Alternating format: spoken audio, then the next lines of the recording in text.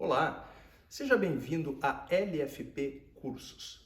Hoje, no Novas da Corte, nós vamos falar sobre testamento e patrimônio disponível. Uma das características do testamento é o limite do patrimônio disponível para testar. Aqui a ideia é evitar que o falecido, o de cujos, tenha deixado patrimônio que verse sobre todo o bem em testamento, prejudicando assim herdeiros necessários. Aquela situação em que o testamento deixa tudo para uma pessoa só. Bom, para a gente entender isso, a gente tem que primeiro pensar na existência de herdeiros necessários. O cônjuge pode ser um herdeiro necessário, os filhos, os ascendentes, enfim. O limite, a disponibilidade de bens para testar, ela está diretamente ligada e vinculada com a existência de herdeiros necessários. Então, se não existirem herdeiros necessários, o testamento, ele pode versar sobre todo o patrimônio do devedor. Se existirem herdeiros necessários, a regra é que essa disponibilidade somente seja relativa a 50% do patrimônio.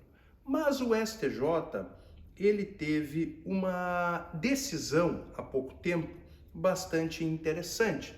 O STJ, os ministros entenderam que o testamento ele pode versar sobre todo o patrimônio da pessoa, todo, mesmo existindo herdeiros necessários, se no testamento forem preservados os quinhões hereditários desses herdeiros. Ou seja, aquele testamento em que a pessoa, o pai ou a mãe, né, quer já deixar a partilha de bens entre os filhos definida em testamento, evitando assim um eventual conflito no inventário. Então, essa pessoa, o pai ou a mãe, né, já faz o testamento versando sobre todo o patrimônio e partilhando entre os herdeiros necessários, sem deixar ninguém de fora, respeitando o quinhão de cada um, né? O quinhão é a fração ideal do todo. Tá? E aí, nesse tipo de situação, especificamente, nesse tipo de situação, o testamento poderá versar sobre todo o patrimônio, ou todo o patrimônio será disponível ao testador. Ainda na decisão do STJ, tem uma menção que eu trouxe aqui que eu achei bastante interessante. A indisponibilidade se refere exclusivamente ao respeito aos herdeiros necessários. Sim, esse algo está lá na decisão original, copiado e colado.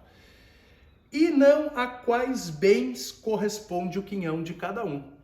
Isso é interessante, porque quando você trabalha com quinhão hereditário, você tem uma fração ideal, um percentual sobre uma universalidade de bens e direitos. Vamos pensar o seguinte, são 4 herdeiros necessários, cada um tem direito a 25% do todo, sem definir qual bem vai para cada um, ok? O que o STJ decidiu aqui é o seguinte, se for feito um testamento respeitando esses 25% de cada um e determinando quais bens do espólio vão para cada um dos herdeiros, respeitando o percentual do quinhão hereditário, esse testamento poderá versar sobre todo o patrimônio do testador e será válido. Mais uma vez, muito obrigado por ficar com a gente.